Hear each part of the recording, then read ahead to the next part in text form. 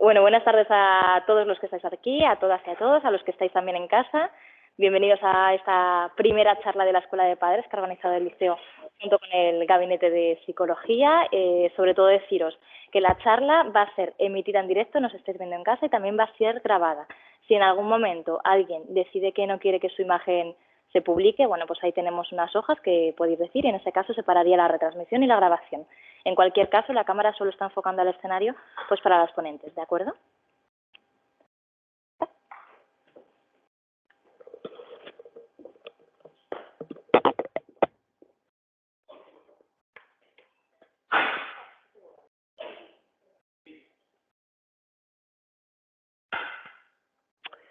Bonsoir. Bonsoir. Donc, le lycée français d'Alicante est heureux de vous accueillir pour cette école de parents. Donc, nous remercions pour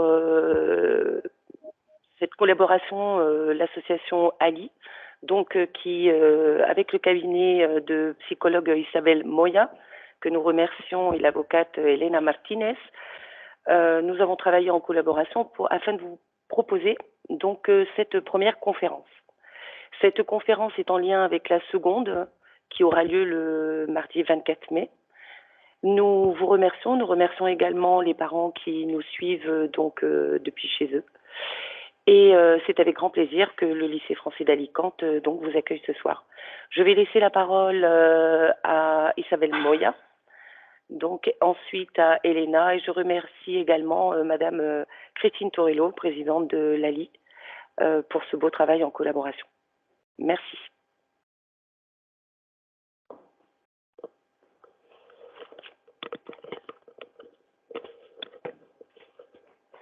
Hola, buenas tardes. ¿Se oye bien, no? Bueno, aunque al final hemos sido poquitos aquí, hay como 12 personas desde casa. Lo primero que quiero hacer es daros las gracias por haber venido, porque como dice el título de la charla de hoy, ya formáis parte de la solución y no del problema, tanto vosotros como los que estéis en casa.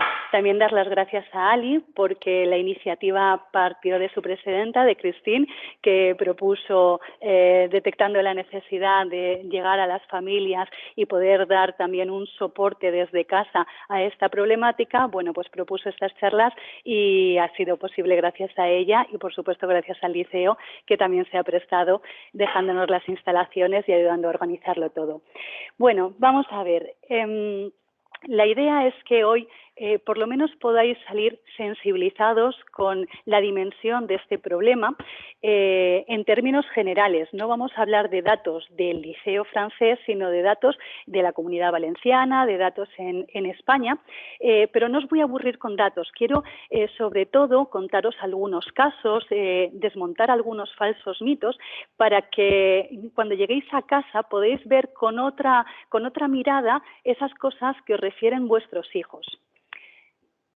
Vamos a empezar diferenciando qué es la violencia escolar del acoso escolar. Yo creo que prácticamente todos hemos vivido situaciones, cuando íbamos al colegio, en las que un profesor humillaba, dejaba mal, ¿no? Dejaba en evidencia a un alumno. Hemos vivido situaciones en las que los alumnos nos burlábamos de los profesores y nos reíamos muchísimo de hacerles bromas pesadas. Hemos vivido situaciones en las que hemos visto, hemos sufrido o hemos hecho lo que ahora llamamos acoso escolar. ¿Cuáles son las diferencias? Bueno, pues la violencia escolar englobaría todo esto, mientras que el acoso sería solamente entre iguales. Pero ¿cuáles son las consecuencias de esa violencia global? Bueno, pues al final se respira un clima muy tóxico en las aulas, desmotiva al profesorado, no incentiva el aprendizaje, anula los procesos de creatividad. O sea, el aprendizaje global de los alumnos se ve mermado. Pero, ¿qué es exactamente el acoso escolar? Vamos a ver que hay tres factores que lo distinguen. Por un lado está la intencionalidad. El autor del acoso escolar tiene una intención clara de hacer daño y lo consigue. Es donde vemos esas acciones deliberadamente hostiles con el fin de intimidar, de humillar, de asustar, de excluir. Para empezar, tienen que ser sistemáticas. No vale un acoso puntual, eso no es acoso, eso es pues un conflicto en un momento puntual. Eso es lo que muchas veces los niños o adolescentes que están tan al día de toda esta terminología llegan a casa, mamá, papá, me están acosando en el colegio. Bueno, vamos a ver, ¿qué ha pasado? ¿Tú qué has hecho? ¿Qué te han hecho? ¿Desde cuándo? Y es cuando vamos a empezar a indagar, porque si no es prolongado en el tiempo, no se trata de acoso escolar. Ay, perdón. Y la diferencia de poder también es clave. En un momento dado, ese acosador tiene que ser mayor o tiene que ser más fuerte o intelectualmente superior o que esté respaldado por todo el grupo, de manera que el acosado se sienta en situación de indefensión, no sabe resolverlo solo. Hay una situación de inferioridad. Entonces, va a ser muy importante que distingamos estos dos. El conflicto entre iguales, ambos tienen el mismo poder y ese poder fluctúa. Yo ahora mismo tengo el caso de una... ¿He sido yo? El caso de una adolescente de 14 años que vino refiriendo al despacho que estaba sufriendo acoso escolar. No estaba sufriendo acoso escolar, o en ese momento, puntualmente, sí, pero ella había hecho acoso antes a la misma niña y en el momento en que la niña se vio más respaldada por el grupo de amigas que se posicionaron de su lado, iban a por esta, y cuando esta se ha visto más fuerte, va a por ella. O sea, y así van desde hace 4 años oscilando en los grupos, ¿no? Según van teniendo el poder, se machacan la una a la otra. Esto es un conflicto entre iguales, que no es que no genere malestar ni sintomatología, pero no estaríamos hablando de una situación de acoso. Es ocasional, esporádico, puede ser accidental, o sea, si yo me tropiezo y te hago caer y se te rompen las gafas, bueno, pues no ha habido una intención de hacerte daño, ¿vale? No busca llamar la atención o tener el poder, no quiere conseguir amigos humillando a la otra persona, ¿vale? No tiene esa intención, esa finalidad detrás. Y normalmente, pues claro, en el conflicto entre iguales, cuando les confrontas, pues notas que se dan cuenta, se arrepienten, piden disculpas y hay un arrepentimiento real. Mientras que cuando se trata de acoso, es que el acosador muchas veces carece de empatía hasta el nivel de que se lo planteas y puede pedir disculpas para quedar bien con los padres, con los profesores, pero en el fondo tú detectas que no ha entendido el daño que ha hecho. Y es lo que os decía, tiene uno poder sobre el otro, es recurrente, internacional y busca llamar la atención. Ahora veremos en las características más adelante cuáles son las características del acosador. Es importante distinguir que hay una serie de preguntas que podemos hacer para detectar en qué situación nos encontramos. Si ha sido una pelea entre compañeros, si una de las partes estaba sometida, indefensa, asustada, si es la primera vez que se produce un episodio así o es algo recurrente. Alguna de las dos partes ha tenido episodios similares o de acosar a otros niños o de ser acosado por otros niños, porque eso ya va generando un precedente. ¿Qué rol jugaban ellos en esos conflictos? ¿Cómo ha llegado el episodio al conocimiento de los padres o profesores? ¿O qué actitud han mostrado los implicados ante ellos, los espectadores? ¿Cómo lo perciben? ¿Vale? Todas estas preguntas, tanto padres como profesores, pueden hacerlas para poder diferenciar en qué caso nos encontramos. Aquí empezamos con los mitos. ¿Es cosa de niños el acoso? Esta frase, no sé en Francia, pero en España se oye muchísimo. Es cosa de niños. Vamos a ver muchas de las frases que se repiten. De estos quiero contar el caso de Vicente, un niño, uno de esos niños, que acabó en un centro de menores pasando un mesecito de su vida bastante traumático porque después de haber sufrido acoso durante años se convirtió en acosador y agredió sexualmente, solo de palabra, pero sexualmente, a otra menor. Es ahora uno de los pacientes de mi consulta y lo que le ha pasado yo diría que no es cosa de niños o no queremos que sea cosa de nuestros niños. Aquí estaba el tema, en el caso de Vicente, de quitarle importancia. Quitarle importancia, como conlleva esa frase de que es cosa de niños, trae como consecuencia que se mantenga el acoso en el tiempo. Tanto los agresores como los espectadores más pasivos tienden a minimizar el problema. De esa manera, esta dinámica se prolonga en el tiempo por 3 motivos: minimización de la gravedad del acoso, incapacidad de la víctima para manejar la situación y minimización del problema por parte del adulto. Así que mucho cuidado con pensar que es cosa de niños, que no pasa nada. Y luego también es que hay algunos que se lo merecen, porque es que la van buscando. Os voy a contar el caso de otra niña. Esta niña tenía 14 años aproximadamente y era una niña que tenía TDAH, ¿vale? Tenía una dificultad atencional potente, tenía dificultades con la lectoescritura. De hecho, en un primer momento vino a nuestro despacho por estas dificultades y no estaba muy bien aceptada en el grupo de iguales, primero porque estaba etiquetada como la tonta, siendo una niña con una inteligencia superior a la media, pero claro, como tenía esta dificultad, no lo aparentaba. Y además era una niña que hacía judo, era una niña muy física, muy fuerte, que le gustaba jugar con los chicos, pero cuando entró en la adolescencia, las chicas directamente la rechazaron. ¿Qué pasa? Que cuando se metían con ella, aguantaba, hasta que llegó un momento que dijo, ya me he cansado de aguantar. Y como sabía pegar, las pegaba. Como las pegaba, ya resulta que no era víctima. Ya era un conflicto entre iguales. ¿Qué pensáis? ¿Era un conflicto entre iguales? Difícil, ¿verdad? Ella estaba sola, tenía potencia física y tenía un par de narices, pero estaba sola frente al grupo, que no solo la insultaban, sino que la aislaban socialmente, la dejaban de lado, le ponían notitas, se reían de ella en clase, se reían de sus dificultades, y ella se hartó. Pero eso no significa que se lo mereciera. Lo que pasa es que es más difícil de comprender en estos casos. Tenemos la imagen de que la víctima es el pobrecito niño calladito, bonecito, que no se mete con nadie y que van todos a por él. A por él no van. Si es calladito, bonecito, posiblemente pase desapercibido, el pobre como un mueble más, pero no van a por él como fueron a por esta niña, ¿vale? Porque claro, allí se montó un gran revuelo, es que le ha puesto el ojo a fulanita, menudo golpazo le ha dado. Claro, es que fulanita es que había estado cascándole antes durante semanas o meses y ella se defendió. Entonces, bueno, vamos a ver esos perfiles de esos niños que se lo merecen. Y luego tenemos otra, ¿no? Que esos son flojeras, ¿no? Los niños que reciben acoso son los enclenques, ¿no? Los raritos, los frikis. Bueno, vamos a ver cuáles son el perfil de... Porque tenemos 2 clases de víctimas. La de esta niña que os he contado, que es la que se llamaría víctima agresiva, y las víctimas sumisas. Fijaros bien que son en algunas cosas similares y en otras muy diferentes. Las agresivas son más hiperactivas, más enérgicas, más físicas.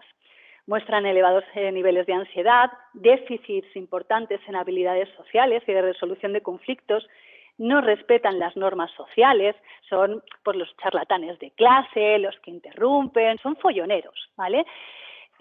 Ojo, una cosa, cuando pongo listados, cuando en general los psicólogos ponemos listados, no significa que se tengan que cumplir todas las características y hacer check para decir, ah, sí, ya identifico. No, no, pueden cumplir algunas, todas o unas pocas, ¿de acuerdo?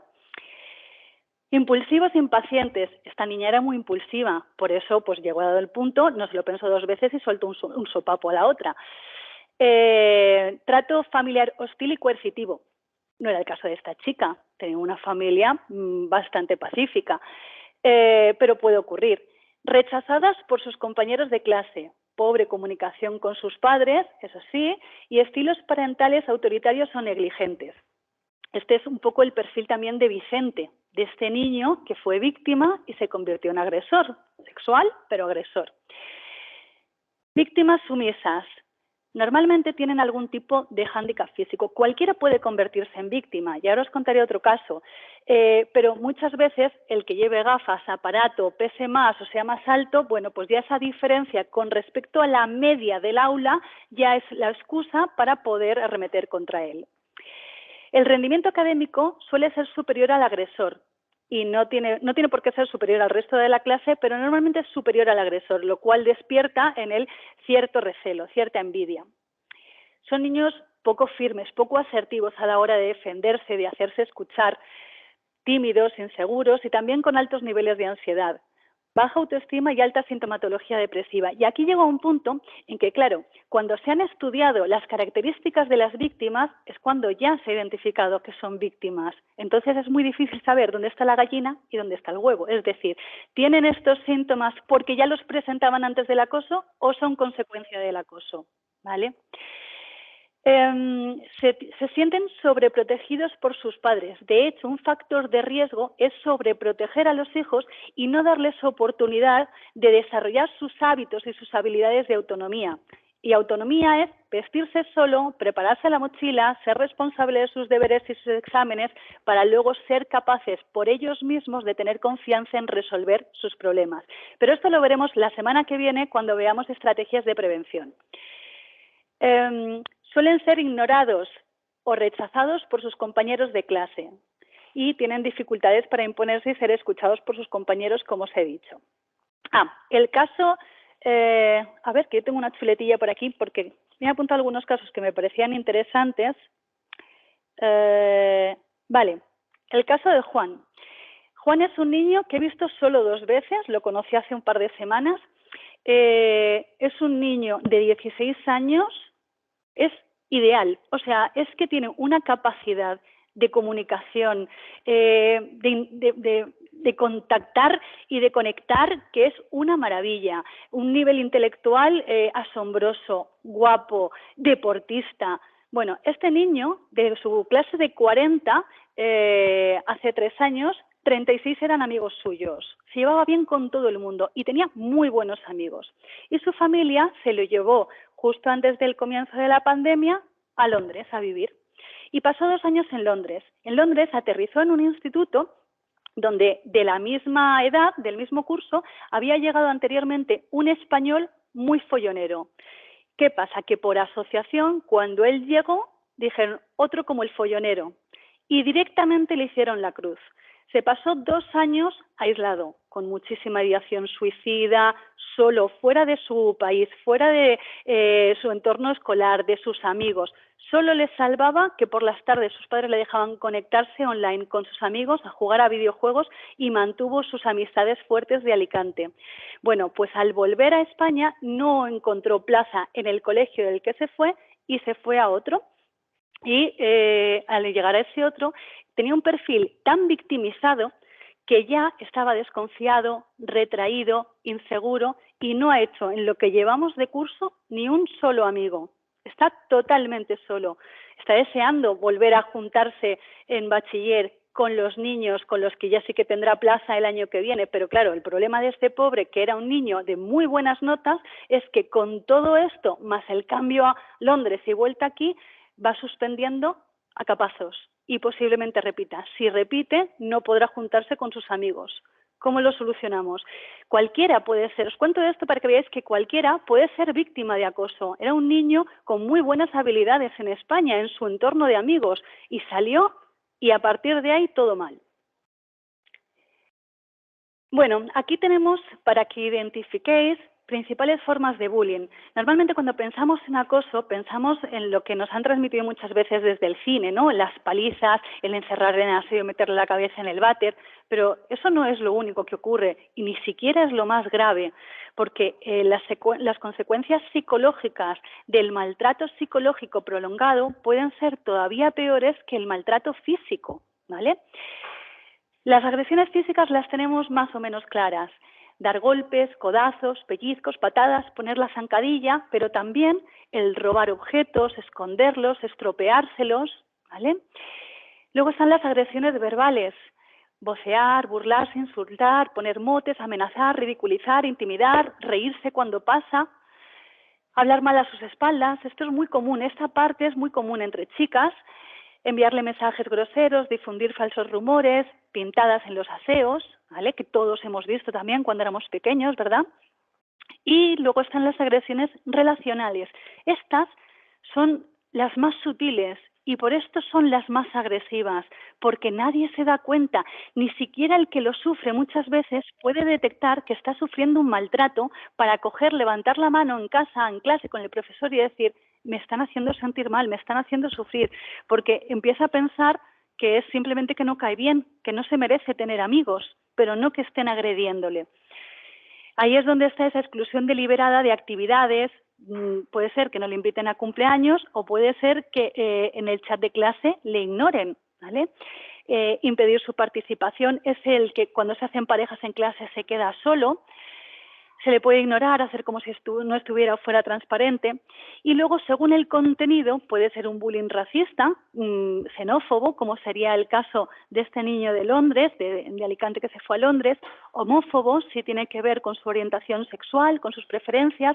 El sexual, que no solo se trata de abuso sexual, sino que el contenido de las agresiones verbales sea de contenido sexual, que hay un porcentaje muy grande, pero también que pase por al lado y se le toquen partes, pero delante de todo el mundo, bromeando, entre comillas, y sienta invadida su espacio de intimidad. Y luego, por supuesto, el ciberbullying, que merecería por sí solo una... Ay, perdona, es que se me va a caer. Una charla independiente. Luego tenemos... Perdón. El siguiente mito. Solo la víctima, pobrecita, es la que necesita ayuda. Y durante muchos años, se ha centrado toda la atención escolar, familiar y psicológica en atender a las víctimas. Pero, ¿qué pasa? ¿Cómo está el agresor? ¿Por qué agrede el agresor? Yo no entiendo que un niño que está bien adaptado en casa, académicamente y socialmente, que es feliz, que se siente competente y está satisfecho, moleste a otros. Algo le está pasando para buscar esa forma de relacionarse y tenemos que atenderle también a él. Cualquiera puede comportarse agresivamente en un momento dado, según el contexto, siempre pueden sacarte lo peor de ti. Pero normalmente vemos eso, que no son niños felices, que utilizan la fuerza o las bromas de mal gusto para conseguir el ser parte del grupo, el sentirse integrados en el grupo, obtener la atención. No saben hacerlo de otra forma y a veces se comportan de forma agresiva para afrontar situaciones difíciles. Puede ser una muerte, puede ser una separación, una enfermedad, algo que no están sabiendo gestionar emocionalmente, están irritables y la pagan contra iguales. Y pueden ser víctimas de abuso, o en casa, o por parte de los profesores, o por hermanos mayores, o incluso anteriormente por otros compañeros, y luego reproducir eso con otros niños. Eso fortalece el carácter, es otra de esas frases que se oyen. Eso les curte, que así espabilará, ¿no? Eso ha pasado siempre y venga, que se haga duro. Bueno, pues os voy a hablar de las consecuencias que tiene para las víctimas. Y os voy a hablar de las consecuencias de 2 pacientes adultos que tengo ahora mismo. Todos los casos que os estoy contando, menos el de la niña que jugó a judo, que esa fue hace unos años, que hacía judo, los demás son pacientes actuales. Llevo 17 años pasando consulta. Imaginaros todos los que he visto, porque solo los que os cuento son actuales, tengo un político con bastante reconocimiento, bastante visibilidad, de unos 40 años aproximadamente, que sufrió acoso en la infancia, que se extrapolaba, no había redes sociales, pero cuando salía del instituto a casa, también por la calle, le gritaban, le insultaban, se reían de él. Y hoy en día, con sus 40 años y su puesto político, sigue cargado de miedos, de inseguridades, de desconfianza, desde ese momento, ¿vale? Y se va arrastrando. Y luego tengo otra chica de 23 años que sufrió acoso, también una chica también brillante intelectualmente, y sufrió acoso de jovencita. Bueno, pues después de sufrir ese acoso, esta niña empezó a tener sus primeras parejas, sus primeras relaciones, y las 3 que ha tenido, más o menos estables en el tiempo, han sido con parejas maltratadoras, abusadoras, incluso una de ellas empezó la relación a raíz de un abuso sexual. O sea, que imaginaros cómo estaba su autoestima, cómo estaba su forma de relacionarse y de someterse en las relaciones con tal de ser aceptada y de ser querida. Solo os cuento algunos casos que me han venido a la cabeza al estar preparando la charla. O sea, que es que las consecuencias del acoso no se pueden minimizar, dejan estragos durante toda la vida si no se atienden. Fijaros que desde un estudio de bullying decía que incluso transcurrido un año después del último episodio de acoso, veíamos que la autoestima se mantenía inestable y el autoconcepto negativo. Un año después del último acoso, o sea, del último episodio, imaginaros, ¿eh? Enfermedades psicosomáticas y somatizaciones, sintomatología depresiva, estrés postraumático con reviviscencias, pesadillas y todo lo que esto conlleva, ansiedad, estrés, sentimientos de culpa y autodesprecio, vergüenza, sentimientos de soledad, desórdenes de atención y aprendizaje, desconfianza crónica y fobia social, después de un año. Bien, aquí os quiero contar dos experiencias personales. Yo no he sufrido, por suerte no he sufrido acoso escolar en mi infancia ni adolescencia, pero tuve dos episodios puntuales que, vamos, los recuerdo perfectamente porque estas cosas marcan muchísimo, se nos quedan grabadas a fuego. La primera sería como el equivalente a primero de la ESO, séptimo de GB en mi época, y yo me puse enferma una semana, 10 días, no sé, y dejé de ir al colegio. Y cuando volví, que en esa época las clases eran de 35-40 alumnos, solo éramos 9 niñas y el resto eran chicos, llegué y lo primero que había era una clase de educación física. Y las niñas directamente hicieron un círculo y me cerraron el paso. Entonces había no sé qué calentar o algo y las niñas hicieron bola y no me dejaron entrar. Yo el sentimiento que tuve ahí, además de no saber qué había hecho, fue ¿qué he hecho? Porque algo he tenido que hacer yo para que me esté pasando solo a mí y que estén todos de acuerdo. O sea, la que ha hecho algo soy yo, está claro. Tuve la suerte de que un niño que se sentaba a mi lado en la siguiente clase, llamado Sergio, se comunicó conmigo a través de una notita y me dijo, han estado hablando de ti durante toda esta semana pasada, en el recreo te puedes venir con nosotros. Y en el recreo me fui con los chicos y los chicos me dijeron, no te preocupes, ahora a mediodía hablamos con ellas. Y hablaron con ellas y lo arreglaron. Eso que hicieron mis compañeros por mí pudo impedir que yo me metiera en una vorágine de acoso. ¿Vale? O sea, os lo cuento y se me pone la piel de gallina, porque es como que pasó, pero gracias a un niño defensor y valiente que habló con los demás, me pasó una nota y me salvó de esa situación. Y luego la vergüenza. Yo tuve otro episodio con aproximadamente 15 años, me dejaron ir mis padres por primera vez a hacer el camino que se hace tradicionalmente en Alicante, desde el centro, con mis amigas hasta Santa Faz. Y en Santa Faz, que se pone como se pone ahora, yo estaba con mi grupo de amigas y llegaba otra a tal hora que había que ir a recogerla a un punto. No había móviles, acordaros que no podías mandar la ubicación y que vinieran. Y entonces otra niña y yo fuimos a buscar a esta tercera y nos separamos de nuestro grupo.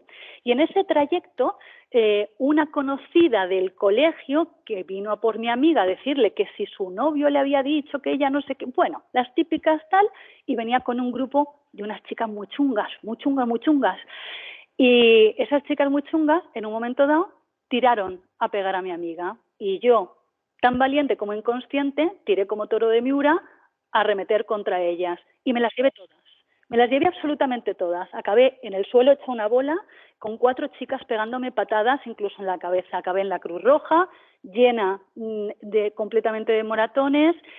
Y cuando llegué a mi casa, que llegué por mi propio pie, ¿no? con mi grupo de amigas y llegué bien a casa, entré sin que mis padres me vieran directa al cuarto de baño a ducharme. Y mientras me duchaba y me caía todo el pelo que me habían arrancado y lloraba, lo que sentía era vergüenza, máxima vergüenza por tener que salir y contarle a mis padres que había sido tan idiota de que me pegaran. Por eso digo que comprendo muy bien que ellos sientan culpa y vergüenza, porque se siente eso. Y yo solo sufrí esos 2 episodios. Imaginar lo que se siente cuando te pasas años sufriéndolo. Bueno, en mi época ya pasaba y tampoco hemos salido tan mal. Bueno, pues los datos hablan, lo mal que hemos salido y lo mal que vamos.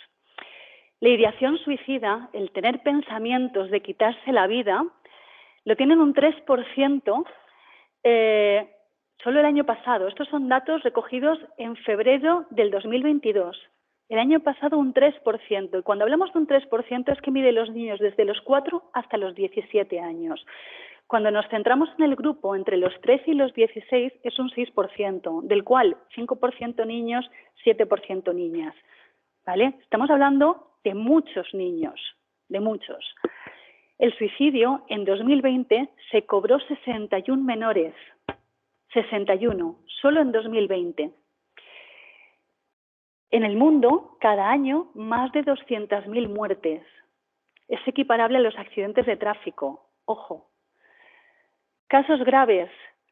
Aquí tenemos la cifra de los denunciados detectados. Imaginaros los que no están denunciados ni detectados. Esos casos graves en España este último año. En el último mes, 1 de cada 3 niños ha sido acosado en el último mes, según la UNESCO.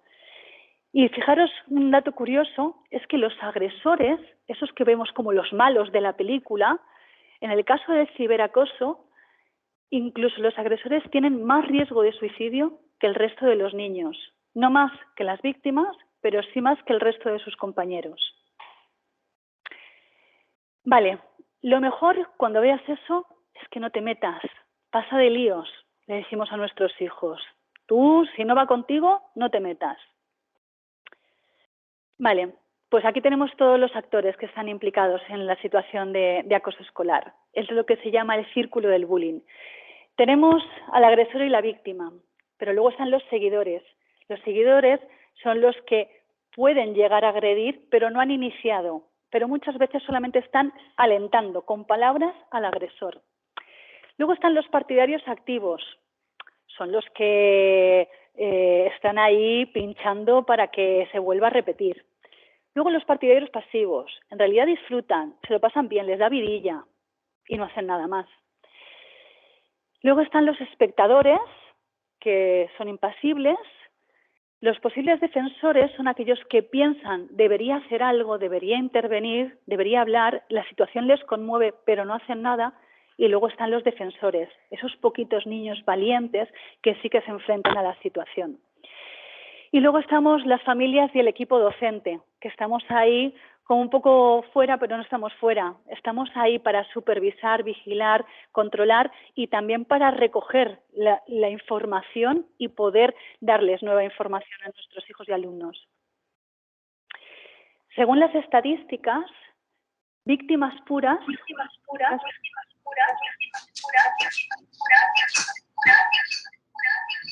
¿Qué hago? ¿Podéis apagar los micros, por favor, de los que estáis en casa? ¿Ya? Sí, gracias. Víctimas puras, 1 de cada 10. 1 de cada 10 alumnos es víctima pura. Acosadores puros, 2,7. Acosador víctima, como este caso de Vicente que os he comentado, o como esta niña que se pegó para defenderse, 1,3 de cada 10. Y testigos pasivos, el 50%. Si sumáis, aquí está pringado todo el mundo. Todos están implicados, ¿de acuerdo? O sea, todos forman parte o del problema o de la solución. Todos. De hecho, anteriormente, como os he dicho, las acciones se centraban en la víctima. Después empezaron a trabajar también con el acosador. Y ahora las acciones de intervención se centran en el grupo de iguales. Porque si el acosador no encuentra acogimiento en el grupo de compañeros, si no le ríen las gracias, se detiene. O sea, que tienen más poder los espectadores que el resto. ¿Vale? Por eso digo que todos podemos formar parte de la solución en la medida en que si hablamos con nuestros hijos y les preguntamos si ocurren estas cosas en su clase, si ven estas cosas en el patio, que ellos pueden hacer, pero es que muchas veces les da miedo ser el chivato. Este es un problema. Vamos a ver de qué manera podemos escaparnos de esa losa de ser el chivato. Pero es que algo como lo que hizo ese niño, Sergio, de mandarme la notita, puede ser una bocanada de aire para ese niño que está sufriendo acoso. Imaginaros un niño que se va de excursión y sabe que nadie le va a hacer caso, que nadie le va a hablar en la excursión. Va a pasar un día horrible, porque en el colegio tiene sitios donde esconderse. En los recreos se va a la biblioteca, en la hora de comer se va al comedor, y entonces, bueno, tiene hasta los aseos para esconderse y no verse solo y desamparado en el patio. Pero una excursión, ¿dónde se mete? Con que uno de vuestros hijos, testigos, le diga, ¿te quieres sentar conmigo? Para él puede ser un mundo en el autobús tener a alguien que le diga, ¿quieres sentarte conmigo? O sea, que hay muchas formas de ayudar, ¿vale? Aquí llegamos al punto que os interesa mucho como papás, que es cómo detectarlo, cómo saber si mi hijo está sufriendo una situación de acoso. Las somatizaciones son esas manifestaciones del malestar psíquico a través del cuerpo. Las más frecuentes son los dolores de cabeza o el malestar en el estómago. Los niños muy pequeñitos, con 3, 4 años, cuando están nerviosos ya te dicen me duele la cabeza o me duele la barriga, ¿vale? Son las manifestaciones más claras de tener estrés. Cambios de hábitos. Aquí lo que tenemos que tener claro de todo este listado que os voy a ir pasando es que tienen que ser cosas que antes no ocurrían. Si era un niño que siempre somatizaba, bueno, pues a lo mejor no nos llama la atención, no tiene por qué estar pasando nada. Pero si nunca ha estado enfermo y de repente se pone malo cada 2 por 3 y no quiere ir al colegio, bueno, pues tenemos que empezar a mirar. Los cambios de hábitos, pues de repente se fuga a las clases y antes era súper responsable. No quiere ir al colegio o quiere que le acompañe o quiere cambiar la ruta o ya no quiere ir en autobús. ¿Por qué? Baja el rendimiento académico, como este niño de Londres. Iba fenomenal y de repente empieza a suspender, no consigue concentrarse, no se apunta a los exámenes, parece que está desmotivado con todo, que todo le da igual y antes no era así. Qué raro. Cambios en el carácter. Los niños pensamos que la depresión infantil no existe, ¿no? Que eso es cosa de los mayores, pero no, hay depresión infantil. Alrededor de un 5% de los niños pueden tener una depresión infantil, ¿vale? Pero los niños no lo manifiestan como los adultos, no les ves llorar, les ves que están en el patio y se ríen y les haces gracias y se ríen y juegan.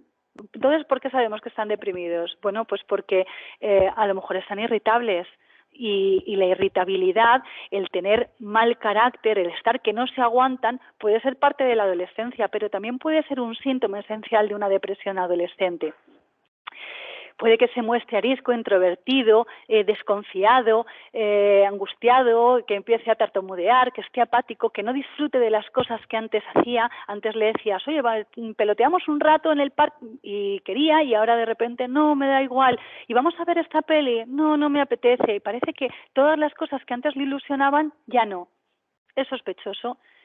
Alteraciones en el apetito, porque coma más con ansiedad, porque no ha comido en el colegio, porque le han quitado el bocadillo o le han quitado el dinero, o que se pierde el apetito cuando antes comía bien, ¿no? Tenemos que observar esos cambios.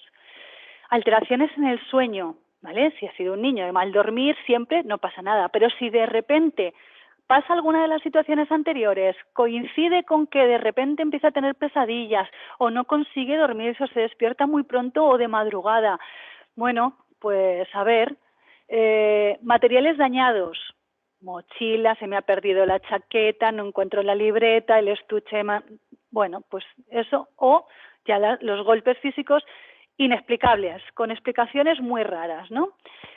O se vuelve agresivo y vemos que pega mucho más a sus hermanos pequeños, da malas contestaciones, da portazos. Insiste cuando le preguntamos que no le pasa nada, se muestre muy hermético, cambia de tema o no da unas explicaciones coherentes, como que va cambiando las versiones, ¿no? Y dices, no me cuadra. O claro, en los casos más graves, esas ideaciones o intentos de suicidio. Ahora con la pandemia, que parecía que los niños estaban en su burbujita de casa, han sufrido mucho ciberacoso. Y fijaros la potencia del ciberacoso, que sin ir al colegio ha habido muchos más intentos de suicidio que anteriormente, ¿vale? También están las autolesiones. Son niños que no saben resolver el malestar y se autolesionan, se hacen cortes, quemaduras, arañazos, para infligirse dolor físico y que de esa manera el cuerpo segregue endorfinas y les alivia el malestar psicológico. Bueno, pues eso, con que se presenten algunos, que no todos estos síntomas, yo estaría alerta, ¿vale? Alerta, y a partir de ahí, pues cuando detectamos, ¿qué hacemos? ¿Cómo vamos de tiempo? Vale. Vale, lo mejor que se puede hacer es devolverla más fuerte y así le respetarán. Esto lo sigo oyendo prácticamente todas las semanas en mi consulta. Prácticamente todas las semanas. La violencia nunca va a resolver una situación de violencia. La semana pasada le explicaba a un padre de un niño de 7 años que esto, si su hijo lo supiera hacer, no habría llegado a casa llorando diciendo mis compañeros me pegan. O sea, ya se habría defendido. Pero si tú le dices lo que tienes que hacer, estás poniendo sobre él unas expectativas que además de la frustración de que le peguen, ahora va a tener la frustración de no cumplir tus expectativas. Evidentemente, si se pudiera defender solo, se habría defendido solo. Y además es que, como hemos visto en el caso de esta niña del judo, si les pega, les está dando más motivos para seguir pegándole a él. Así que nunca será solución. Vale, lo primero, reaccionar con calma. Esto nos puede doler, nos puede dar mucha rabia, nos puede asustar, pero tenemos que mostrarnos tranquilos, somos su pilar, tenemos que transmitirle calma y que tenemos la situación controlada o la vamos a controlar. Evita enunciados tipo tienes que. Si te enfadas o te agobias, puede que no te cuente nada más. Por eso hay que tener cierto autocontrol al recibir estas noticias, mostrar empatía pero sin alarmismo. El apoyo incondicional, lo que más necesita es saber que aunque se haya equivocado, aunque haya provocado, aunque haya hecho cosas mal, le vas a acompañar en el proceso de solucionarlo. Necesita tu acompañamiento. Puede que se sienta avergonzado, amenazado, intimidado, que tenga miedo y necesitas saber que vas a estar ahí, que le vas a ayudar, necesita que le tranquilices. Hay que recoger información sin forzar. Hay veces que los niños de primeras no se encuentran preparados para hablar. Entonces tenemos que buscar su momento y dejarle su espacio para que poco a poco pueda llegar a ese punto de contarnos los hechos. Y ahí es el momento en que tenemos que intentar incluso anotar lugar, personas, fecha, ¿vale? Para ir organizando los acontecimientos y poder hacer esas preguntas que os decía al principio para diferenciar el acoso puntual de la situación de acoso escolar. No contactes con el agresor, por muchas ganas que te dé. O sea, aguántate las ganas, no lo podéis resolver, no sabes cómo va a reaccionar el otro padre, no sabes qué persona puedes tener al otro lado del teléfono cuando contactas y cuál puede ser su reacción. El otro día Elena me contaba el caso de un grupo de chavales que les habían pillado fumando porros en el colegio y se les mandó a través de las propias carteras de los niños una carta a los padres, pues no sé si expulsándoles o, bueno, notificando lo que había pasado. De esos 4 niños, solo uno entregó la carta a sus padres. Los padres, muy alarmados y muy enfadados, se pusieron en contacto con los padres de los otros niños, que esos a su vez reprendieron a sus hijos. ¿Qué pasó al día siguiente cuando llegaron al colegio? Que esos hijos curtieron a palos al niño chivato, el que había dado la carta a sus padres. ¿Qué pasa? Que este niño no volvió a decirles a sus padres que le habían pegado, ni nada por el estilo, porque si solo por entregar la carta le había pasado esto, como para contar que le han pegado una paliza, lo ocultó. Entonces, aquí vamos a dejar en manos del colegio contactar con las familias si procede. Esta es otra creencia. Hay que ser estricto y castigar severamente al agresor para que se le quiten las ganas de hacerlo. ¿Qué reacción creéis que tiene uno como agresor cuando le castigan?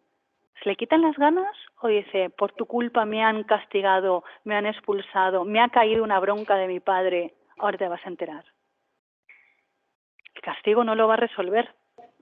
Y además acordaros que el agresor es un niño que también tiene dificultades, por eso agrede, necesita otra clase de ayuda. El castigo no le va a enseñar las habilidades sociales necesarias para resolver los problemas por un medio que no sea la violencia. Informa a la escuela. A ver, siempre, desde mi punto de vista, tiene que ser con el consentimiento de vuestro hijo.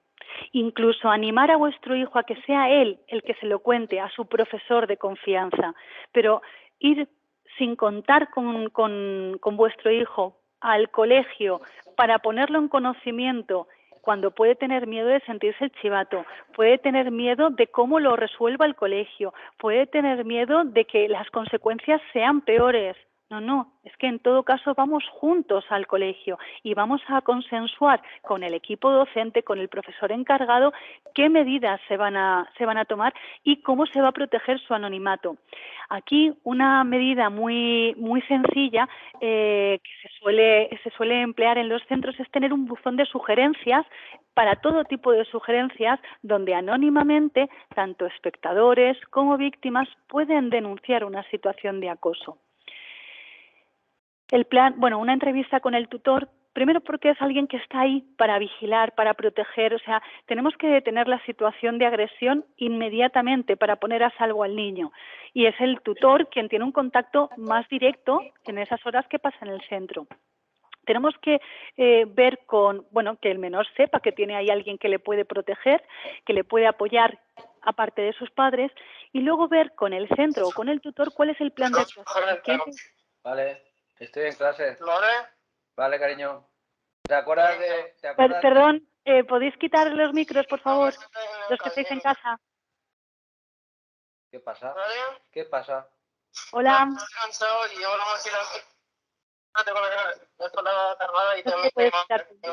¿Y no te has comprado nada o qué? Bueno, ya se dará cuenta. Bueno, no pasa nada. El plan de actuación. Tenemos que ver... Algo de una cafetería venden comida. No. ¿Ya está? Vale, gracias.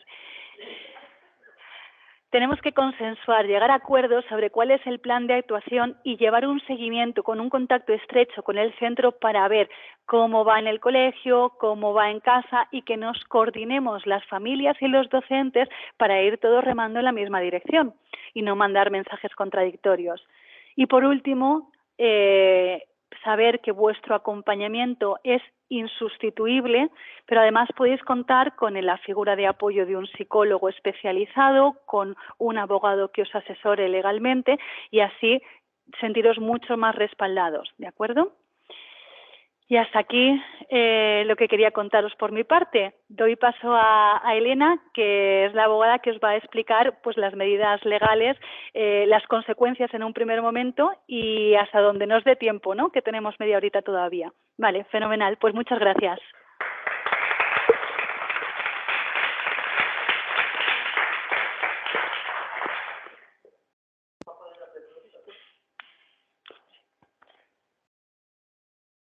Bueno, buenas tardes. Mi parte no tiene nada que ver con la parte de psicología, ¿vale? Los abogados normalmente somos herramientas que nos dedicamos a, cuando ocurren unos hechos, buscar soluciones a través de la vía judicial, ¿vale? Lo primero que solemos aconsejar es que se recurra a la vía extrajudicial cuando se trata de menores, esto es, la resolución de conflicto o del problema a través del método que has puesto, Isabel, y en segundo lugar, como última solución del problema estamos nosotros, ¿vale? En derecho tenemos que distinguir tres materias, ¿vale? A ver cómo lo puedo explicar para que se entienda bien. La responsabilidad penal del menor y la responsabilidad civil, ¿vale? La responsabilidad penal, el Estado en el que nos encontramos tiene una legislación, cada Estado y cada país tiene su legislación propia, ¿vale? El derecho penal se trata de las conductas delictivas, esto es, cuando se vulnera algún derecho fundamental, como viene a ser la integridad, derecho a la integridad, moral o física, hay una serie de sanciones, ¿vale? Las sanciones son restrictivas de libertad. Es distinta este tipo de sanción a la responsabilidad civil, ¿vale? La responsabilidad civil hablamos de cuantías económicas, ¿vale? Y la responsabilidad penal del menor, cuando en el Código Penal se aplica a mayores de 18 años, la responsabilidad penal del menor se aplica entre 14 y 18 años, ¿vale? Hay que distinguir por edades. Vale. En cuanto al acoso escolar, ¿vale? Nos encontramos con un tipo delictivo recogido en el Código Penal que se llama trato degradante. No se llama en sí acoso, se llama trato degradante, ¿vale? Está recogido en el artículo 173 y se describe el que inflige a otra persona un trato degradante, menoscabando gravemente su integridad moral, será castigado con pena de prisión, ¿vale? En este caso, cada tipo penal o delito contenido en el Código Penal tiene un bien jurídico protegido. Esto es, un bien que es un concepto abstracto que nuestro Estado protege. En este caso es la integridad moral, ¿vale? Es un bien jurídico.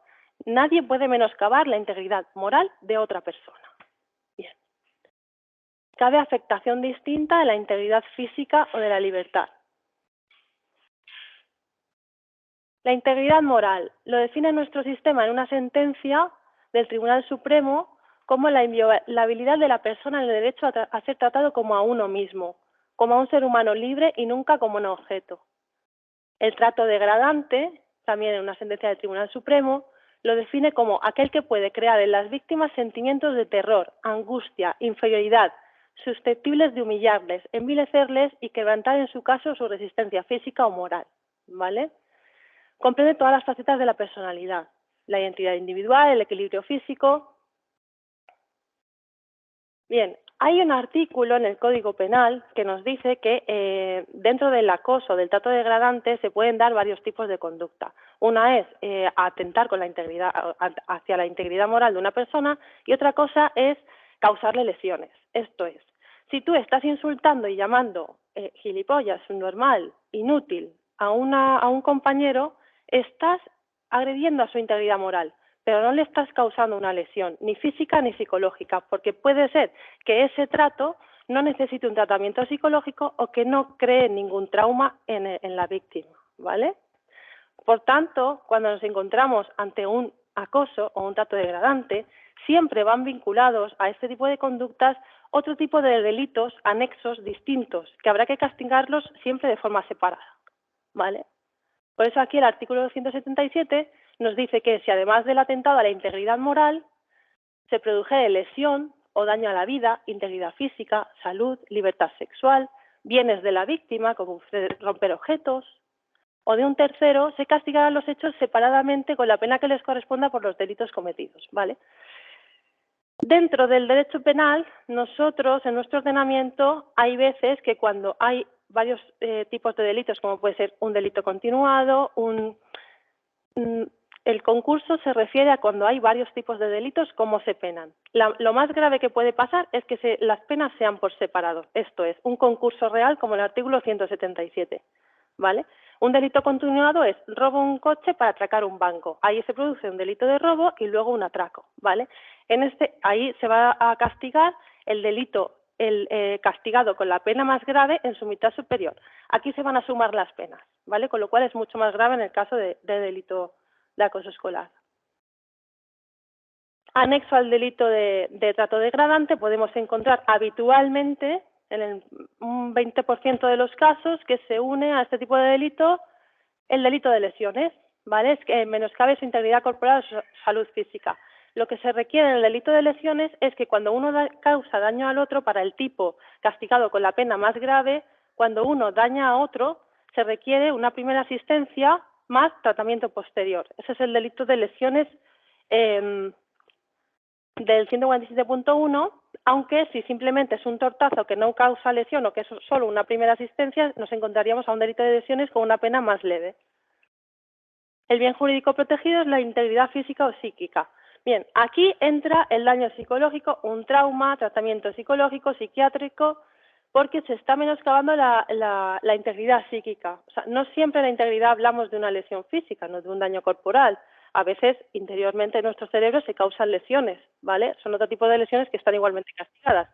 Recordemos que esto es distinto del trato degradante, ¿vale? El delito de amenazas, te voy a matar, voy a ir a por ti, mi perro... Había un caso, ¿vale? En este supuesto delito de amenazas, hay un caso en el que en una clase un menor discapacitado sufría acoso, le insultaban, le golpeaban, y una vez iba caminando este chico con su padre, se encontró con el agresor, que iba con su padre también, y le dijo, mi perro te va a comer, va a ir a por ti, te va a comer. Tenemos que recordar que el delito de amenazas es lo que tú transmites a una persona para causarle miedo, ¿vale? Miedo grave y atente contra su libertad o delitos de homicidio o de lesiones o que te estén amenazando con causarte lesiones físicas o cualquier tipo de índole. A lo que me refiero es que con un discapacitado, igual a una persona que no es discapacitada no le da miedo que le digan mi perro te va a comer, pero a una persona discapacitada sí que le da miedo que le digan que mi perro te va a comer. Entonces habrá que atender a las circunstancias siempre de la víctima, no a la frase en sí o el hecho ocurrido en sí, ¿vale? En su mitad superior se castigan, es decir, con una pena más grave, a los casos de ciberbullying, ¿vale? Sobre esto hay especial, el delito de trato degradante se puede cometer o por la vía de hecho, que es presencialmente en las aulas o en el centro escolar, o bien a través de cualquier medio tecnológico, como puede ser pues un móvil, un ordenador, WhatsApp, Facebook, cualquier tipo de medio, ¿vale? Entonces, si una amenaza se hace a través de teléfono o a través de un medio informático, se castigará siempre con una pena superior, ¿vale? De otras cosas porque la vulnerabilidad de la víctima es mayor, la ponderación de intereses en cuanto a proteger la libertad de esa persona se pone mucho más en riesgo la libertad porque no sabe quién le ha dirigido el mensaje, no sabe la gravedad del mensaje ni hasta dónde puede llegar, por eso se castiga en su mitad superior, ¿vale?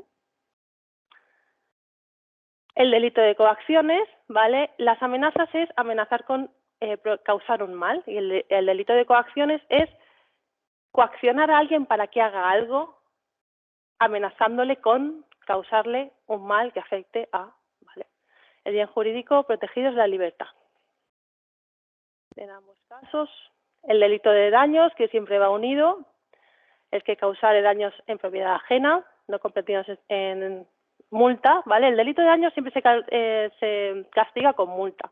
No es lo mismo, el Código Penal que tenemos nosotros aquí en España siempre va a castigar más, con penas más altas, los bienes jurídicos personales que los patrimoniales, normalmente, ¿vale? Los patrimoniales están castigados inferior. Aún así se sumaría cualquiera de las penas impuestas a los otros delitos, porque normalmente cuando hay un delito de daños siempre hay o de lesiones o de trato degradante o, ¿vale? El bien jurídico protegido es la propiedad, que es distinto. Tipos subjetivos, ¿vale? Los tipos subjetivos son delitos comprendidos en el Código Penal que intrínsecamente van incluidos en el delito de trato degradante, ¿vale? Aquí tenemos varias figuras como tipos subjetivos. Lo que pasa que siempre que tratemos de trato degradante o acoso escolar, siempre vamos a acudir al 173 y no a estos tipos, porque esta conducta suele estar subsumida dentro del 173, que es el de trato degradante, ¿vale? Tenemos la inducción al suicidio, el delito de acoso permanente, la incitación al odio y el delito de revelación de información de terceros sin consentimiento de su titular. Vale. Inducción al suicidio. Hemos hablado del caso, ha comentado Isabel el caso del chico que contó a sus padres que le habían cogido fumando porros y durante todo ese curso escolar ese niño fue víctima de palizas, agresiones verbales, le hicieron el vacío a todos los compañeros, estaba muy muy solo, ¿vale? Este chico finalmente acabó suicidándose, en 2009 salió la sentencia, es el caso Joaquín, lo podéis buscar en internet, ¿vale? Y este chico acabó suicidándose. La sentencia dice que no condena al delito de inducción al suicidio, que pena de 4 a 8 años, porque dentro del tipo que nos encontramos aquí, hay que ver siempre los requisitos si se cumplen o no, el que induzca al suicidio de otro será castigado con pena de prisión. El que induzca al suicidio de otro significa que esa persona hay que influenciarle de tal manera para que se suicide que tiene el agresor, en este caso, que convencerle de que se suicide. En este caso, menos de un 1% de sentencias son condenatorias en cuanto a la inducción al suicidio, es decir, casi ninguna, porque en principio albergar la idea de suicidarse proviene de la propia víctima, no que se la induzcan desde fuera, ¿vale? Por eso, cuando hablamos de muertes, no significa que el culpable sea el agresor que induzca al suicidio de otro, sino que esa persona en su cabeza no encuentra otra salida a la situación por gestión del problema, una mala gestión del problema, y él mismo piensa que la única salida que tiene a todo esto es suicidarse. De ahí la importancia de actuar tempranamente. Es muy importante actuar tempranamente en el minuto cero, ¿vale? En el día siguiente hablaremos de cómo actuar, no es el momento, pero es muy importante para no acabar en un extremo como puede ser. Y que además, puniblemente, desde mi opinión, tiene escasa punibilidad, es decir, un niño sufre acoso, se acaba suicidando y esa conducta, o ese tipo sobre el suicidio es impune, ¿vale? Se castiga un acoso, pero no el suicidio, ¿vale? Delito de odio, esto es más generalizado, como cuando públicamente fomenten, promuevan o inciten directa o indirectamente al odio, hostilidad, por pertenecer a un grupo social o a un grupo de personas por motivos racistas, antisemitas, ¿vale? Es un delito que únicamente se aplica al terrorismo. En derecho esto es muy técnico, ¿vale? Lo he puesto aquí simplemente para descartar y hacer descartes de lo que es acoso, de lo que no, porque eso también nos lo encontramos, pero el delito de odio no forma parte del trato degradante o puede estar intrínseco y absorbido por el tipo que hemos dicho, ¿vale? El delito de acoso permanente, ¿vale? Aquí nos encontramos que es castigado a una persona cuando a otra la vigila, le persiga, busque su cercanía. En el delito de acoso ya lo hace, en el delito de trato degradante ya la busca, ya busca su cercanía. Establezca o intenta establecer contacto a través de ella por cualquier medio o de terceras personas, ya lo hace en el delito de trato degradante. Mediante el uso indebido de sus datos personales o atente contra su libertad, contra su patrimonio o contra la libertad, este va subsumido en el del trato degradante. Lo que nos encontramos como diferencia entre este y el trato degradante es que en el trato degradante tiene que menoscabar su integridad moral, que no, ¿vale? Este delito es muy importante, aquí me voy a detener un poquito. Delito de revelación de información de terceros sin consentimiento de su titular. Ejemplos. Una alumna, digo alumna porque la mayoría de casos de ciberbullying o difusión de imágenes sexuales es por parte de sexo femenino, ¿vale?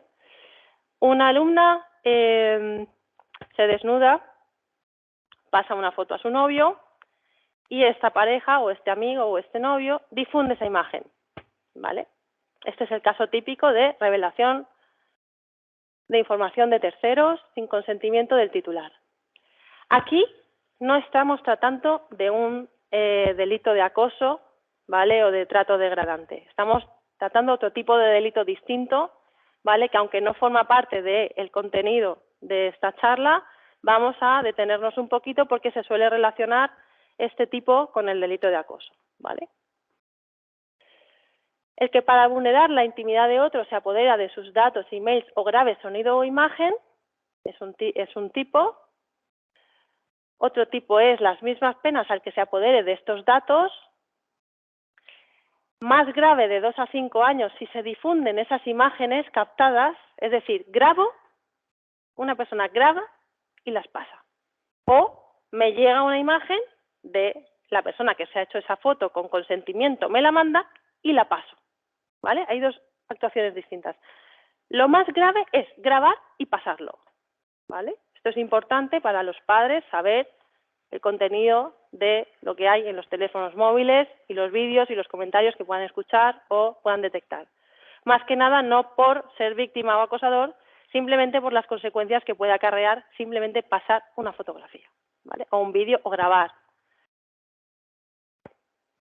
Si se difunden esas imágenes y de 1 a 3 años, si se difunden sabiendo que el contenido es ilícito. Cualquier imagen de contenido sexual, cualquier imagen de otra persona en la que el trato no es el correcto, cualquier actuación de este tipo, la difusión es ilícita. Esto es muy importante. Estamos hablando del Código Penal, no estamos hablando de una responsabilidad civil, no estamos hablando de una pelea entre alumnos, estamos hablando del Código Penal. Con medidas, las más penadas son las difusiones de imágenes, ¿vale? Más que un trato degradante. Cuando los hechos descritos en los apartados anteriores afecten a datos de carácter personal que revelen la ideología, religión, creencia, salud, origen racial o vida sexual. Y o la víctima fuere un menor de edad o un incapaz, se impondrán las penas previstas en su mitad superior. Esto es, que todas las penas descritas en los apartados anteriores, casi el doble se le impone cuando se trata de menores de edad, que es el caso en el que nos encontramos, ¿vale? Esto, dentro de todo lo que hemos hablado, son las penas más graves contenidas en el Código Penal del ámbito de delitos del que nos encontramos. Bien. Aquí nos encontramos también, el ciberbullying sería, para distinguir entre la revelación y difusión de imágenes con el acoso escolar, el ciberbullying puede ser un trato degradante a través de la difusión de imágenes. Esto es, utilizo las imágenes para, luego en el colegio, mira, notitas, mira esta, lo que hace, mira, mensajes a esa víctima o mensajes o que esa persona, sus imágenes se hayan difundido por todo el centro y a raíz de ahí sufre acoso, ¿vale? Pero son delitos distintos. Igual la persona que difunde no es la que acosa. Entonces estamos ante dos tipos distintos, dos intervinientes distintos y habría que instar dos procedimientos judiciales totalmente distintos, ¿vale? Bueno, hemos hablado del Código Penal. El Código Penal se aplica a mayores de 18 años. Normalmente esto entrará en juego cuando hablemos de un repetidor, ¿vale? En el resto de casos, por debajo de 14 años, son inimputables los menores, es decir, no tienen responsabilidad penal. De 14 a 18, ¿vale?, se aplica la Ley de Responsabilidad Penal del Menor. Esto es, que las medidas de pena de prisión o restrictivas de libertad en términos estrictos no se van a aplicar. Hay una ley especial para los menores en las que las penas que se le imponen a los menores son estas que vienen aquí, ¿vale? Entonces, vamos a describir poco a poco cada una de ellas por encima para que podáis ver las consecuencias, en su caso, con respecto a un agresor, ¿vale? Internamiento en régimen cerrado, semiabierto o abierto. Internamiento en un centro de menores. Cerrado se desprende de la palabra que no tiene salida, no puede salir del centro. Semiabierto es que puede salir a algunas actividades, como puede ser ir al colegio durante el día y luego volver. Vive en el centro de menores, pero sale, o bien para ir al colegio o para algunas actividades. O abierto, que puede ser como si el centro de menores es su domicilio y sale simplemente y entra a hacer su vida cotidiana, pero su domicilio es el centro. Internamiento terapéutico en régimen cerrado, semiabierto o abierto, esto es lo mismo, pero cuando hay problemas de tipo adicción a sustancias o problemas psicológicos que requieran un tratamiento terapéutico, es un internamiento distinto. El tratamiento ambulatorio, que suele ser cuando hay trastornos también psicológicos o adicciones, que ahí se necesita medicación, ¿vale? Te pueden obligar a seguir un tratamiento ambulatorio. La asistencia a un centro de día, son centros municipales simplemente a desarrollar algunas actividades. Permanencias de fin de semana, ¿vale?, en centros de menores. Libertad vigilada, que hablaremos en el siguiente paso porque tiene varias consecuencias, es más amplia la libertad vigilada y es de las que más se aplican, ¿vale? La libertad vigilada es que el menor vive en su domicilio, ahora luego lo vemos, y tiene una serie de controles en su día a día. La prohibición de aproximarse o comunicarse con la víctima o con aquellos de sus familiares u otras personas que determine el juez. Esto es muy importante porque esta prohibición de comunicación con la víctima desde un minuto cero puede evitar muchas consecuencias negativas y que se prolongue en el tiempo el acoso. Es una actuación temprana, ¿vale? La convivencia con otra persona, familia o grupo educativo es un 1% lo que establecen las sentencias, esto no se suele dar. Prestaciones en beneficio de la comunidad también se suelen dar en un 30% aproximadamente, un 20-30%, pues a lo mejor trabajar en un centro de personas con discapacidad o ayudas a la tercera edad. En Parque de Bomberos se ha firmado un convenio con la Universidad de Alicante también. Realización de tareas socioeducativas, ¿vale? Son una serie de trabajos para potenciar una serie de habilidades. Esto también se suele dar bastante, se suele penar bastante con tareas socioeducativas porque lo que se busca en los menores es siempre la reinserción y que ellos puedan, al fin y al cabo, sin una restricción de libertad tan drástica, poder hacer trabajos y poder aprender habilidades sociales a fin de no cometer esas conductas en un futuro. La amonestación, que es una llamada de atención, esto no lo vuelvas a hacer. Privación de permiso de conducir o la inhabilitación absoluta para cualquier tipo de empleo o actividad. Esto es un 0%, menos de un 1%. La libertad vigilada, ¿vale? Se suele dar bastante, entonces hay que justificar ante el juez, por ejemplo, la obligación de asistir al centro docente, obligación de someterse a programas de tipo formativo, cultural, educativo, prohibición de acudir a determinados lugares, prohibición de ausentarse del lugar de residencia sin autorización judicial, obligación de residir en un lugar determinado, obligación de comparecer personalmente ante el juzgado de menores, a chequear, y cualquier otras obligaciones que el juez, como acudir a la USMI o cualquier tratamiento a la USMI o cualquier tratamiento que sea necesario que se esté llevando a cabo, ¿vale? Vale. La responsabilidad civil. Hemos hablado de la responsabilidad penal, de la responsabilidad penal del menor y luego queda la responsabilidad civil, ¿vale? Con la responsabilidad penal sabemos que por unas determinadas conductas que ya hemos descrito tiene restricciones en cuanto a la libertad o en caso de menores, realización de tareas sin reinserción social, y luego hay una cosa que se llama daño moral, ¿vale? Es un concepto jurídico que se dice el daño moral. En el artículo 1902 del Código Civil, que es básico, se aplica a cualquier daño en general, el que por cualquier acción o omisión causa daño a otro, interviniendo culpa o negligencia, estará obligado a reparar el daño causado, ¿vale? Esto es que cualquier persona que cause daño a otra tiene que reparar el daño, económicamente hablando. Siempre se habla en términos económicos, ¿vale?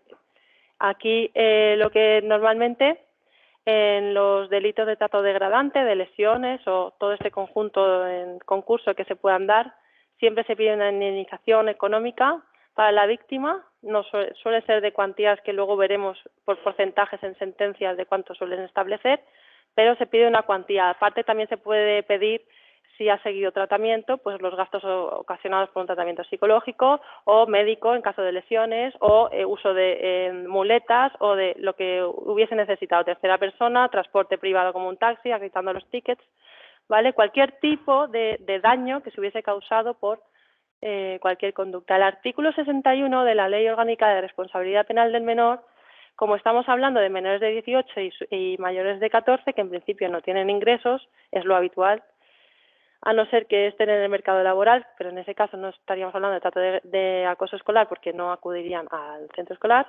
Entonces, por norma general, podemos afirmar que normalmente establece la ley orgánica un orden escalado de quién va a responder por ese causante, ¿no?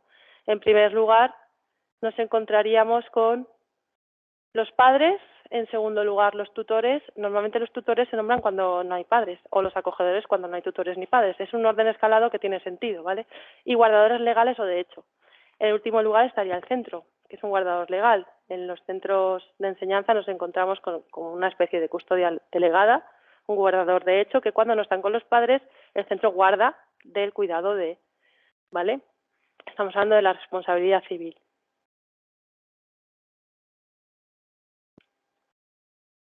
En cuanto a las cifras, podemos encontrarnos, esto lo he encontrado bastante interesante para que sepamos de qué estamos hablando, por cuánto se suele castigar, ¿vale? Y los perfiles también. En cuanto a las medidas impuestas al agresor principal, las prestaciones en beneficio de la comunidad son un 26%.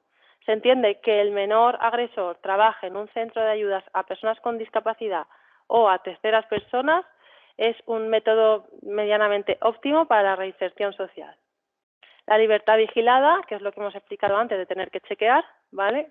Normalmente, subsidiariamente a la libertad vigilada se establece internamiento en centro o, ¿vale? No significa que una medida, porque si no la cumples, te ponen otra. Entonces, la libertad vigilada, si no chequeas, entras en el centro de menores, ¿vale?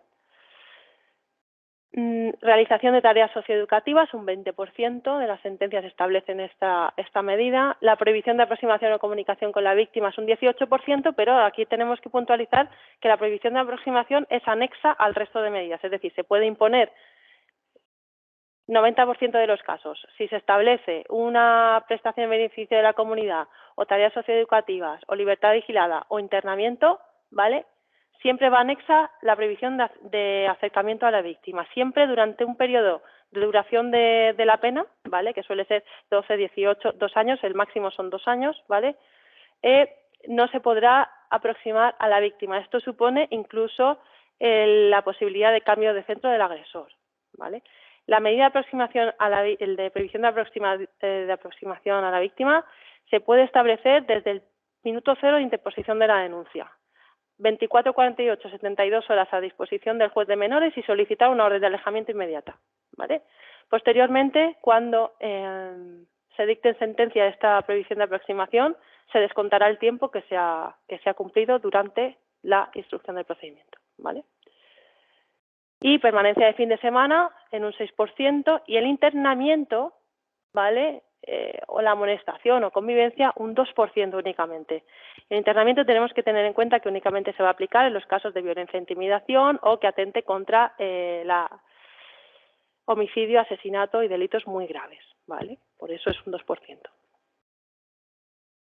En cuanto a la edad de los agresores, se sitúa en 14,83 años, es decir, en el promedio de 14 años es la edad promedio de los agresores. En cuanto a la distribución de sexo, un 52% es hombres y un 48% mujeres. El número de agresores, el 30%, esto es muy importante, el 30% suele actuar solo o en grupos de 1 a 3. ¿Bien? El 70% más de 3 personas, es decir, suelen actuar en grupo o bien desde un inicio o porque se unen después, ¿vale? Los casos de trato degradante suelen ir en efecto dominó, es decir, en un primer momento es 1 y en la mayoría de sentencias condenatorias explican que la relación de hechos es 1 y que finalmente son más de 3. Es un efecto dominó, por eso es tan importante la actuación temprana, ¿vale? Hay que recalcar muy mucho el minuto cero y la actuación temprana. Cualquier indicio, cualquier, aunque sea una pelea o un conflicto entre iguales, igual eso se convierte el día de mañana en, poco a poco, un delito de trato degradante, ¿vale? En cuanto a la edad de la víctima, suele ser un poquito inferior, un 13,25 años. Relación del sexo de la víctima con el sexo del agresor. Las variables están relacionadas aquí, esto es, que coinciden los parámetros de hombre a hombre y mujer a mujer. El ciberacoso se produce en una mayor medida en mujeres.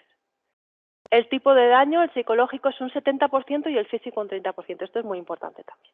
Aquí no nos vamos a encontrar con lesiones, no nos vamos a encontrar con daños materiales, nos vamos a encontrar con los síntomas que ha descrito Isabel, ¿vale? La cuantía del daño moral, un 75% se sitúa entre el 100 y 2.000 euros y un 25% por encima de 2.000 euros. Las cuantías no suelen ser elevadas a no ser que sean delitos muy graves, ¿vale? En principio, esto es todo. Cualquier duda o pregunta que tengáis, pues...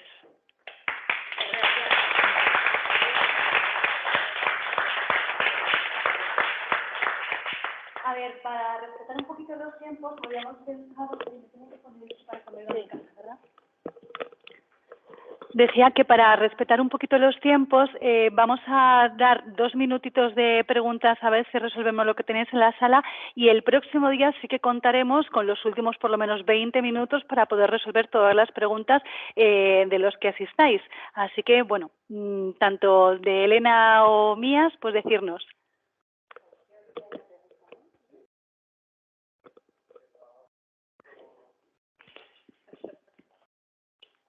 Espera, porque en casa no te dirán. Que me lo acerques, ya está. Bueno, nada, me pongo de pie y ya está. Que en primer lugar darte la enhorabuena y muchas gracias porque es un tema que obviamente, tal como lo has explicado, pues queda clarísimo cuál es el diagnóstico, las consecuencias y demás. Pero, me voy a quitar esto. Pero, a ver, quería hacerte una pregunta concreta y además tiene que ver con este centro, ¿vale? O sea, una vez que hemos detectado el problema y hemos establecido el contacto con el centro, como tú estabas apuntando al final, ¿no? Como pautas a seguir, y no recibimos ningún feedback por parte del centro, ¿qué es lo que tenemos que hacer?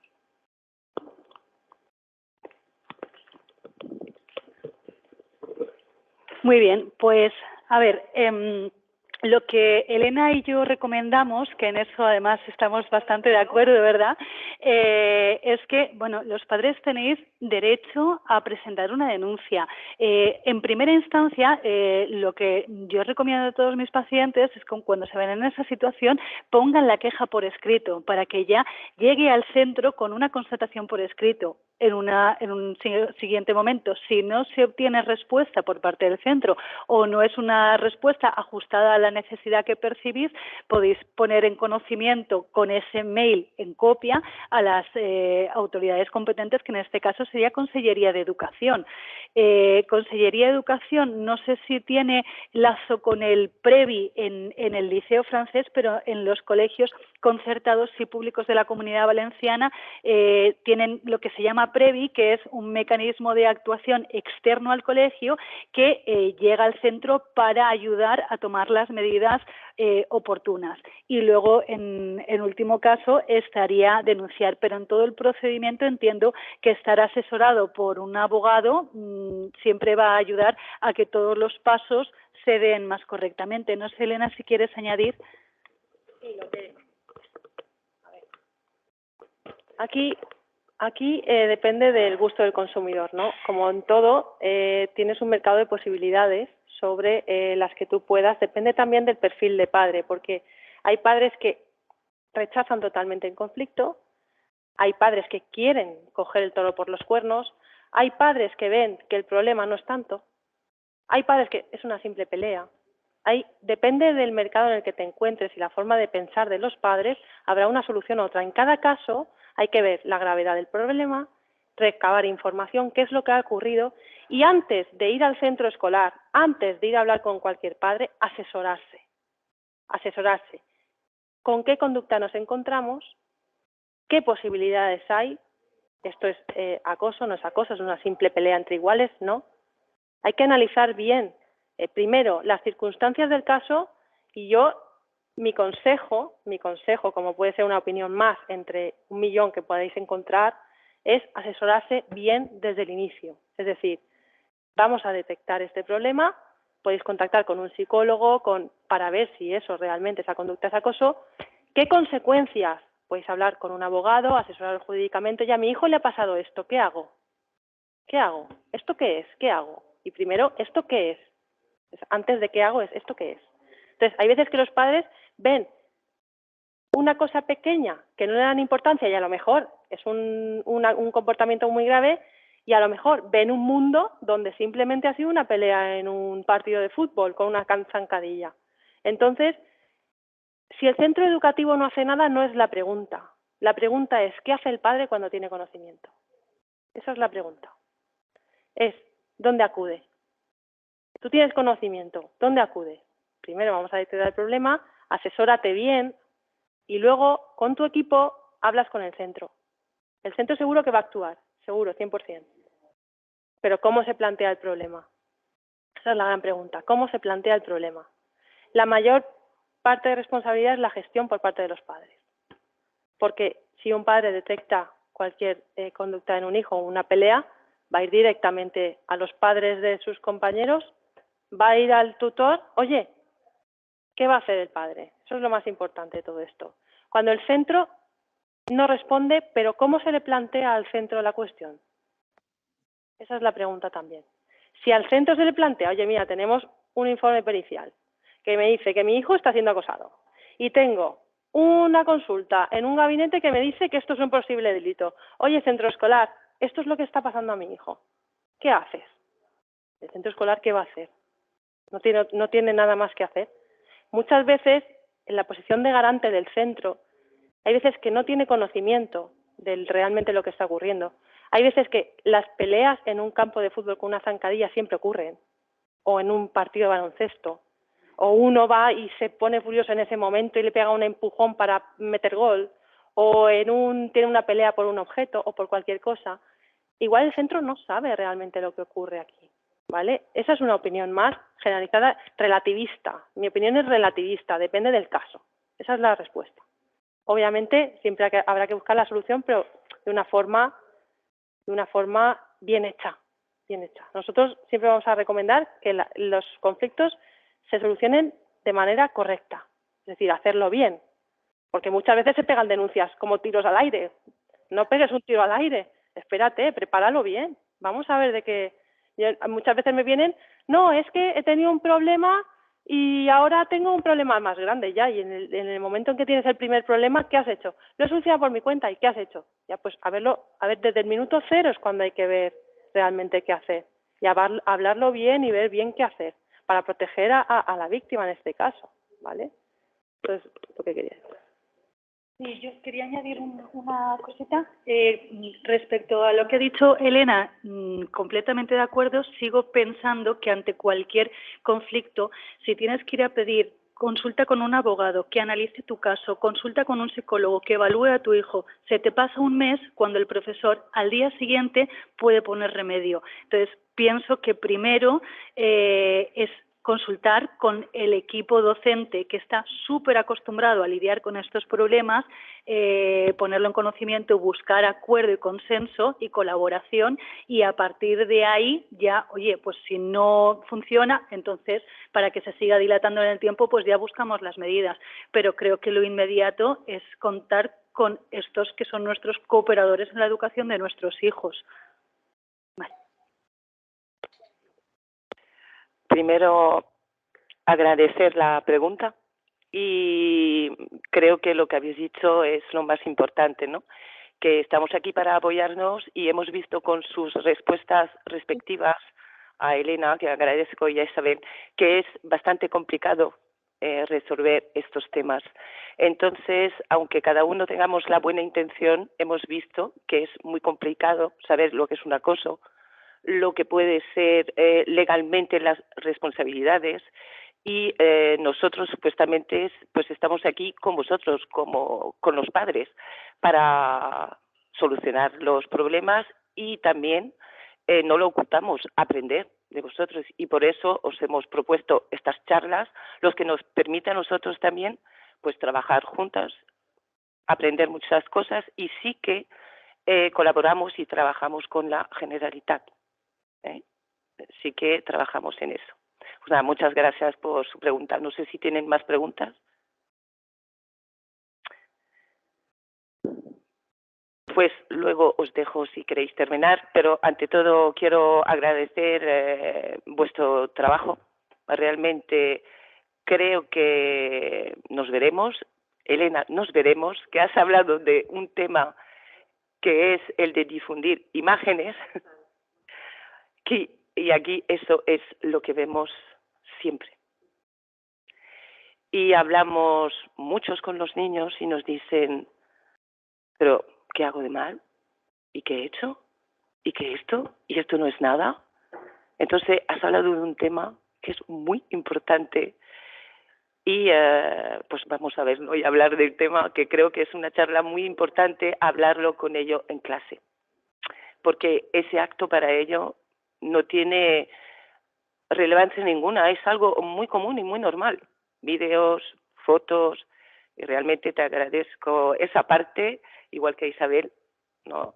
Me encanta haber trabajado con vosotras, nos veremos el 24, por supuesto, y quiero agradecer la presencia de los padres que han venido, los que están en videoconferencia, porque lo hemos enviado el enlace a las 5 de la tarde. Sí, agradecemos esa presencia, y os voy a dar el micro, agradecer a Lali, también agradecer a la Asociación de Padres, las dos que hemos recibido, porque haremos, ya me han pedido charlas para septiembre. Entonces, pues nada, yo os agradezco vuestro trabajo, que ya lo he dicho, pero me ha encantado trabajar con vosotros. ¿Vale? Bueno, nada, nos vemos la semana que viene. Os doy las gracias por venir. Os animo a que vengáis, que si no puede ser muy triste, aunque sé que está la gente ahí online, que nos quedemos Elena y yo aquí hablando solicas. Entonces os animo a que por favor vengáis, porque además haremos un poco de debate. Nos gustaría escuchar vuestras propuestas, vuestras sugerencias, vuestras opiniones. Puede ser muy enriquecedor tener una parte final de coloquio, así que a los que estéis en casa, que no sé por dónde me ven, pues lo mismo, que os vengáis, que os vengáis, y que así hacemos un poco de piña todos y buscamos soluciones que entre 50 mentes pensando encontraremos más soluciones que solo nosotras dos. Así que nada, muchísimas gracias.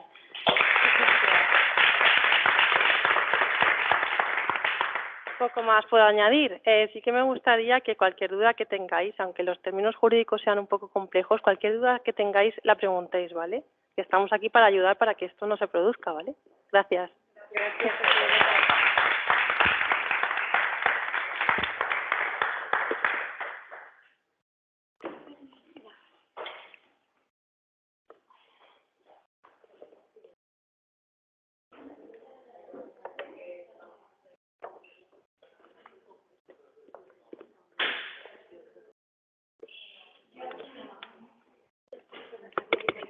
Entre 20 y 30, se van alternando. Sí, se van. Para ver no tan tarde está muy bien. Vale.